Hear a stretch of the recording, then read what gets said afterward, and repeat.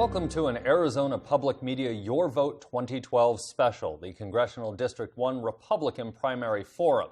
I'm Christopher Conover. Over the next 30 minutes, we'll have a chance to hear from the Republican candidates about where they stand on a variety of issues in Congressional District 1. This is a large, sprawling district stretching from Oro Valley north to the Utah border. So let's meet the candidates in alphabetical order: Patrick Gady, Gaither Martin, and Jonathan Payton. Thank you all for coming in. Joining me in the question, as always, is Andrea Kelly from Arizona Public Media. Andrea, we'll let you ask the first question. Well, we'll start with Mr. Payton. Southern Arizona voters might know you from your time serving in the state legislature, representing parts of Tucson.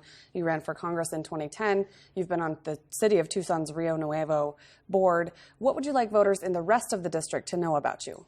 Well, I think first of all, I've served in this community for 6 years in the legislature. I'm from Southern Arizona, was born and raised here, but I've also am a soldier. I swore an oath to protect and defend this Constitution and served a tour of duty in Iraq.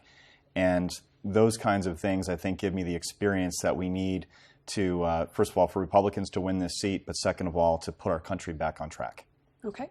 And Mr. Martin, would you please introduce yourself to voters in the district? Sure. I'm Gaither Martin. I was born and raised in Apache County, Springerville, Arizona. Had the chance to work a number of years overseas as an advisor to the U.S. ambassadors and to the Iraqi government, the Iraqi Minister of Planning, and have had some unique experiences. Of course, growing up in the rural area brings a unique opportunity and experience to the table, but then taking the things I learned in Iraq, being able to bring those things back, our foreign policy, our national security, our appropriations are directly applicable to the needs that we have here from our congressmen who would represent us in Washington and CD1.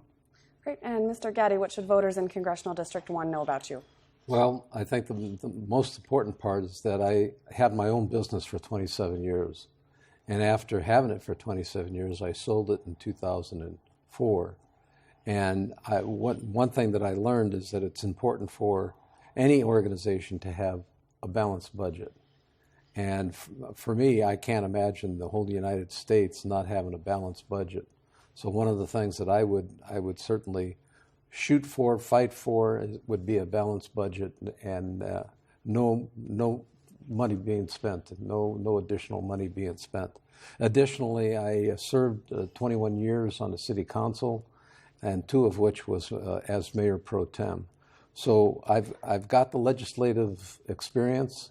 I know what it's like to deal with the state and federal government, and I think I would be able to represent the voters of CD1 very well. As we proceed through this, we'll ask each of you in turn questions first, so everybody has a chance to go first, everybody has a chance to go last, and we'll just go around until we run out of time. Let's start with an issue, and the issue of weapons and guns. Yesterday here in Southern Arizona, Jared Loughner was in court, changed his plea. We've had the shootings recently in Aurora, Colorado. We will assume you're all supporters of the Constitution and the Second Amendment. But in light of those 2 shootings and some of the things going on, is it time to revisit the question of large capacity magazines for civilian use?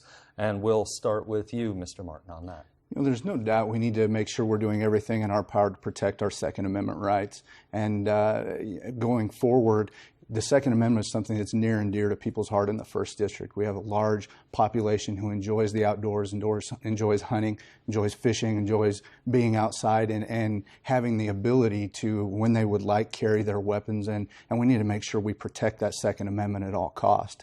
As we move forward, I think in this day and age, we have to be careful about the political ramifications of starting to narrow things down and the idea that different groups would take that and leverage it into legislation that would cost us in the long run. So I think we need to be very careful as we look at any sort of legislation going forward that is going to limit our ability to carry weapons and the ability of citizens in general to arm themselves as the Constitution outlines and as our forefathers, founding fathers, saw fit. Mr. Gady.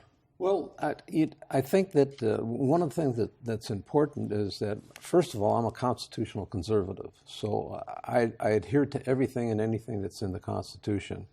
Second of all, I think that when we open the door to weapons and multiple cartridges in a weapon our founding forefathers, they looked at, they were talking about muzzles, they were talking about muskets, they were talking about single shells that took a long time to pack those guns up so that they could fire them.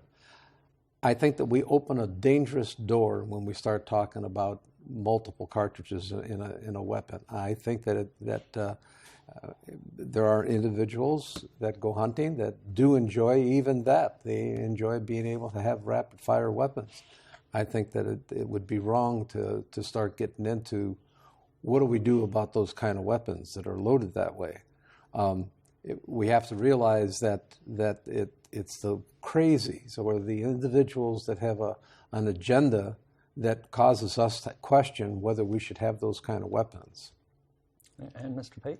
Well, first of all, the tragedy that happened in Tucson was personal for me. I've known Gabby Gifford since junior high. I served with her in the Arizona State Legislature, and it's completely tragic what happened. I also believe, however, that it was Mr. Loeffner that committed that crime, and he was the one that made the decision. And I think that ultimately, we need to hold people accountable, not the tools that they use. I believe that at the end of the day, we are going after the evil in their hearts that caused them to do this. But to say that if we didn't have these magazines, they'd find something else. They'd find another way of committing these crimes. And we've seen this in Aurora, Colorado. We've seen it across the board. I actually have a record on the Second Amendment, and I support it because I believe the Second Amendment guarantees all the other rights that we have, the other civil liberties that we have. And to further infringe upon that, I think, is counter to what our founders intended, and I think it would be bad policy for this country, and I think it would be a shame for the Constitution. All right, next question, we'll start with you, Mr. Gaddy. As you all know, this is a really sprawling district. There are hundreds of square miles and more reservation land than any other district. So there's a diverse needs in this district. You've got reservation land, you've got incorporated cities, unincorporated land, some Republican heavy areas, some Democrat heavy areas. How will you represent in Congress all of those needs as one representative? One of the things that I have promised not only to myself but to any other group that I speak to, I make a promise that I will visit each county a minimum of 3 times in any given period of time to listen to what their needs are. I have gone out to the Hopi Reservation and listened to what they had to say. They have their particular concerns, as do residents in Phoenix area and down in Tucson area. So I make a promise that I will visit each county and talk to them, find out what it is they want, and I honestly feel that I would be able to represent them equally, no matter what their concerns are. And Mr. Martin, again, a very sprawling district. How do you represent all those diverse needs in that district? Yeah, you know, there are some themes that run through our district, and I think as it was set up, if you look at it geographically even, it's a very rural district. And that rural theme is something that, whether you're in a Democratic Party or a Republican Party, the needs and concerns of jobs, the economy are a resounding concern. Individual liberties, even on the reservations, the right to own property, the right to own your own home. Those things are individual needs and rights that everyone in the district has, no matter where you live. And I think as you look at areas even in Flagstaff, which have been seen as liberal bastions in the past, where they've elected a conservative mayor, conservative city council members, people want to see fiscal responsibility. They want to see jobs created. They want to see the economy is getting back on the right track. And that is a theme that resounds, again, no matter which party you're in, and from top to bottom, north to south, east to west in the district. And Mr. Payton. You know, it's interesting. One of our opponents, Ann Kirkpatrick, is considered to be the leading opponent in the general election. And while I might not agree on every single issue with my opponents here today, the fact of the matter is they had the courage to show up, and we all are here for this debate. Ann Kirkpatrick has refused to have a debate, which is the first step in addressing your question. How do you represent the entire district? You represent the entire district by talking to the district, by being visible, by going all over the place and meeting with people. And she has refused as of yet to do that. We've had over 15 debates, those of us here today, and we've discussed the issues, we've argued about them, we've debated them. She has not done that once. And for me, the most important thing is to put the windshield time in, go in, talk to people, and visit with them. And I've said again and again, I'm planning on holding town halls. We held our own town hall up in Holbrook not too long ago on the anniversary of when Ann Kirkpatrick actually left her own town hall and left the people there. And I think that's the member of this district needs to be someone who's going to try to do everything they can to represent the entire district, not just the southern portion, not just the northern portion, but the whole district. And the only way they can do that is meeting people directly. Mr. Payton, you bring up the Democrats in this race, so let me ask you something about what they're accusing you of. They're bringing back for the second election cycle. They're calling you, you've lined your pockets from the payday lending industry. Second time we've heard this. How do you respond to that? First of all, it's a lie. I represented a charity in 2003, and I can understand why Ann Kirkpatrick would want to bring this up, because she has one of the worst voting records that we've seen. She voted for Obamacare, she voted for the stimulus, and they're going to do everything they can to try to detract from the fact that they actually have no record to stand on whatsoever in this district. Obamacare is overwhelmingly unpopular throughout CD1. So is the other policies that she's had supporting the president every single step of the way. This president is not popular in CD1. She has stated again and again that she will not second guess the president. Now, if I had a record like that, I would be afraid of my opponent as well. But that's why she's throwing out these lies, and that's why she's going to lose. And Mr. Martin, the Democrats have not attacked you as of yet that we know of. What does that say to you, and does that concern you at all, or how do you handle that? That they're ignoring you? It doesn't concern me at all. You know, we have a plan to reach out to as many people as we can throughout the district, and we're doing that on multiple levels in multiple ways, and giving the people, educating voters so that they have an opportunity to choose who they would like to choose, whether that's in the early ballot that they've already gotten in their mail and is sitting on their counter and they're getting ready to mail back in, or whether when they go to the polls on August 28th. And so, you know, for me, it's an opportunity to keep moving and not having to deal with some of the flack that might be coming from that direction, and really keep our campaign on track, stay focused on the voters, focused on the needs of the constituents in CD1, and make sure that we give them the opportunity to make an educated choice when they do cast that ballot. And Mr. Gaddy, what does it mean to you, the fact that the Democrats aren't coming out and attacking you? I think that's wonderful.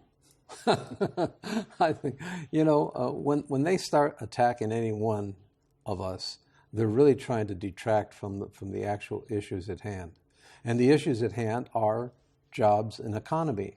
Throughout CD1, the only thing that we need to do, the one thing that we need to do is we need to address the economy. We need to address those issues that will get jobs coming back to Arizona. And if they don't attack me, it doesn't bother me one little bit. I'm not looking for a fight. Well, one of the things you just mentioned is jobs, and of course we've heard that from all of you along the campaign trail. So, Mr. Martin, I'd like to hear some specifics. What can you do as a congressperson to get out of the economic crisis to create jobs? Certainly. When you look at CD1, you can't talk about jobs without talking about public land use issues. And so when we are talking about the mines, the mine in Page, the two that are in Apache County, the one in Navajo County, they're coal-run power plants. If you're talking about the potash mines that they're looking to put in Navajo and Apache counties, if you're looking at the water issues that we have here in the southern part of the district, you can't talk about jobs without getting into public land use, and that means federal regulation. So as I look at my role as a congressman, creating jobs is to do what I can to remove the regulatory barriers, the tax barriers that are put in place that are directly federally implemented. And so we need to make sure that the local plants don't have impediments from the EPA that cause them to have to put in $125 million in improvements and lay people off. That's a travesty. And so I think we all need to be wise stewards of the environment, but we do have a large number of natural resources in our district, and the people rely on those natural resources for jobs. And the first thing that I would do is make sure that we continue to spurn that economy by allowing the small businesses to prosper and to rely on those natural resources and not have those federal roadblocks that are just there every step of the way, whether that's through regulation, tax, so on and so forth. Okay. And Mr. Gotti? Land management is something that we always have to be aware of. You know, one of the things in our particular area is construction. Construction we have people that are contractors that are doing room additions. Nothing wrong with room additions, but if you're used to building homes, generally it takes around 30 individuals to build a home. That's a lot of people put to work in an industry that has gone to the wayside. I think that we have to take a look at what the EPA is doing. Last night on the news, we had this one report about the floods that took place over back east. They ended up with a foot of sand on their property, and they can't grow anything. I mean, this is farmland. EPA would not let them put that sand back into the river from whence it came. Now, how stupid is that? The EPA, like so many other federal agencies, needs to be done away with. It's an impediment that's preventing businesses from either opening up or expanding. And that's the key to getting jobs back, is to get rid of some of these regulations that are preventing businesses from opening. And Mr. Payton, just to rephrase the question again, the question was specifically what can you do to bring jobs and change the economic situation in Congress? We just talked, you just heard for a moment about taxes and regulations. And there's one thing that I think has created more taxes, more regulation, and more uncertainty in our economy than anything else, and that has to be Obamacare. And if we were to repeal Obamacare, it would spur growth, it would spur jobs, it would do everything we could to bring this economy back online. Businesses right now, if you're in Oro Valley, if you're in Marana, if you're in this district, you're wondering, how am I going to pay for new employees that come online? We don't know how they're going to do that because they're facing one of the largest tax increases in U.S. history. And that's not me saying that. That's the U.S. Supreme Court that's saying that. And they want to see this repealed. If we were to repeal it, I believe we'd be able to spur this economy. I believe that we'd be able to create new jobs. Absolutely, there's regulations throughout this state. The biggest problem for any individual small business in this district or across Arizona is a little guy with a clipboard, the bureaucrat from Washington, D.C., that's telling a small business, no, you can't do this, you can't have this job, you can't offer insurance the way you want to your employees, and that person needs to be stopped. We need to get rid of the regulations, we need to get rid of the taxes, and that starts with getting rid of Obamacare. In every other forum that we have done so far, CD2, CD3, we've talked about the border because those are border districts. CD1, but for a few miles, is not a border district. You all start just north of the border. But obviously the border is an issue in Arizona, and as a representative of Arizona in Congress, you will have to deal with the border. So how do you solve this border problem? And do you have any specific ideas? And Mr. Gadde, we will start with you on this. Well, we've discussed that many times. It's an issue that comes up that needs to be addressed. I think the first and primary thing that we have to do for the nation's sake is we have to secure the border. We have to absolutely make it a non-porous avenue for individuals coming across into the United States, whether it be to come in as an illegal immigrant, whether it's an individual from another country, doesn't have to be from Mexico, or whether it's because it's drug trafficking. That border has to be absolutely secured. It can be secured with a double barrier if it's necessary, if that's deemed to be the way to stop it. It can also be addressed by putting additional troops on the border. If it means putting National Guard down on the border to augment the personnel that are there for the Border Patrol. The military has got drones. I think that whole border, the whole length of that border should be patrolled with drones and any other device that is necessary that will secure that border. Then we can begin to address what takes place with illegal immigration. 1980, Ronald Reagan had an amnesty program. There was millions of people were involved in that amnesty program. At that point, if the border had been secured, we would be in better shape because we would have an immigration policy that would be reasonable. I'm a first-generation Italian. My relatives, I remember my relatives at one point were not allowed to come from Italy into the United States because they were putting a limitation on it. So we have to say, do we want more people into the United States? That's a question that has to be answered at some level. But I think, first of all, we need to secure the border. Mr. Payton, same question. How do you solve the border? Well, I actually have some experience with this because I've represented 3 border counties. I sponsor the human smuggling statute in the state that's put over 4,000 human smugglers behind bars. And I think that the first thing you do, and what we did when we were in the legislature, is I supported Senate Bill 1070 because I believe there has to be consequences for crossing that border illegally. The second thing is there's one person in this country who hasn't let us down, and that's the American soldier, sailor, airman, and Marine. We need to have the National Guard on the border, and we need to give them the abilities to secure this border. The Arizona Cattle Growers Association came up with an 18-point plan. They wanted to put over 4,000 troops on our southern border. I think that the time for that is now. I think the president could do that tomorrow. He refuses to do it, and the reason why he refuses to do it is because he's basically supporting the open borders crowd that has consistently opposed this state every single step of the way, and everything that we've tried to do to protect the citizens, stop people from dying in the desert, and to stop our economy from I guess, straining under incarceration costs, under healthcare costs associated with illegal immigration. And Mr. Martin, you get the last word on how we solve the border. Definitely it's a problem that has plagued Arizona for some time, and it's a problem that's going to take a process, I believe, in order to accomplish what we need to do to have that border be secure. So we do need to secure it. It's a national security issue. It's not an issue of one group of people against another. It's a national security issue that if we don't have a secure border, then we don't know who's coming in, we don't know who's leaving, and there are massive ramifications of that. So whether that's a double-layer fence, which I do support, I think it's a good idea. I think it's a good start in securing our border. But we need to make sure that our Border Patrol agents have the ability to do their jobs as well. Their hands are tied by some of the environmental constraints that are there along the border. Some of the groups won't allow them to really patrol the border even when they do find bad guys.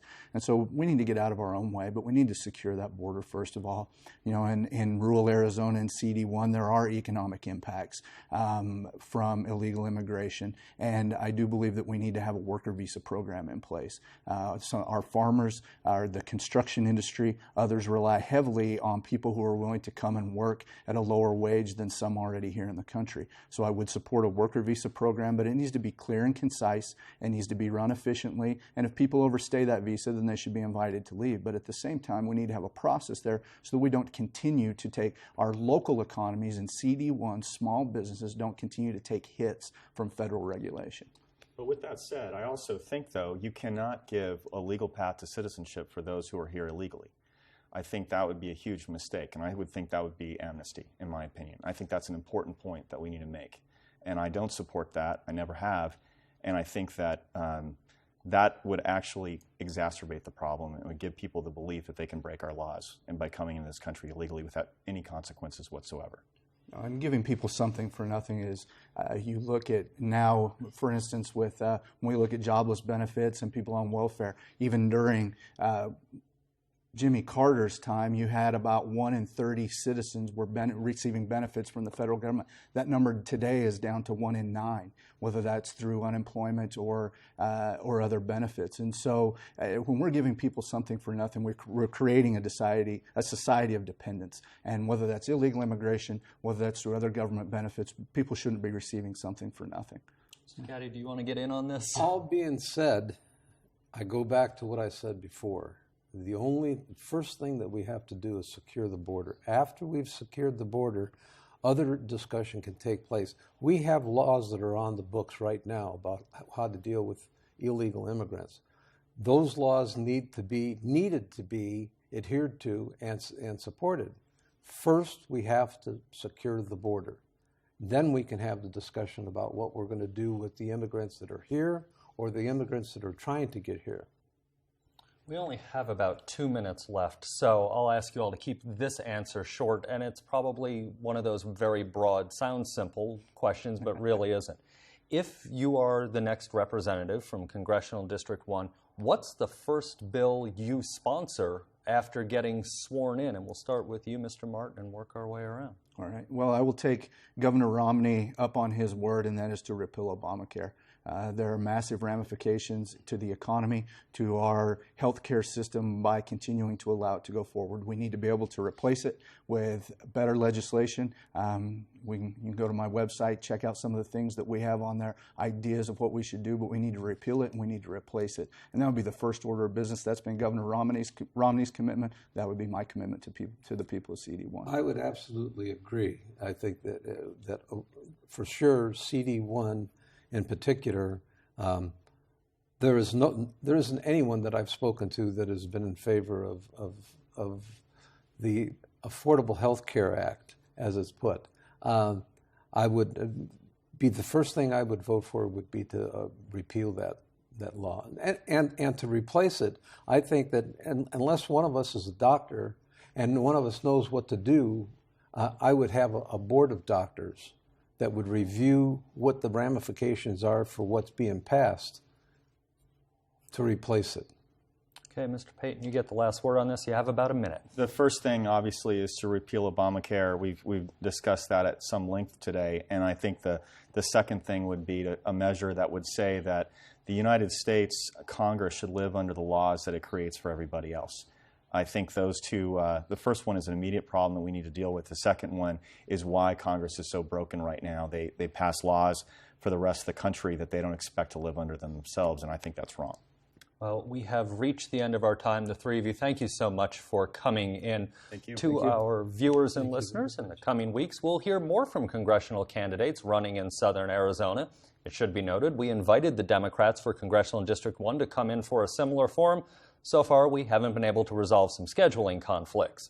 In the coming weeks, if you want to watch this forum again or get information on a variety of races affecting southern Arizona, be sure to visit the Your Vote 2012 section of our website, azpm.org. Thank you so much for tuning in, and for Andrea Kelly, I'm Christopher Conover, Arizona Public Media.